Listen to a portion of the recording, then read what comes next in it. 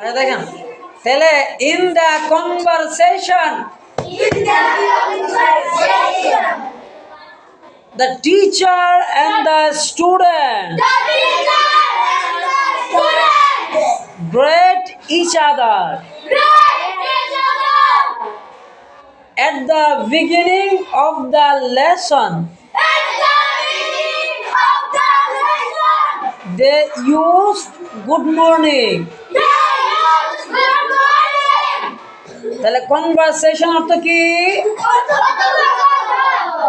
আর each other অর্থ কি? একে অপরে।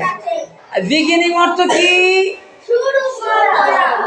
শুরুতে বা শুরু করা, শুরুতে। আচ্ছা, ইউজ অর্থ কি? ইউজ অর্থ ব্যবহার করা। ইউজ অর্থ কি?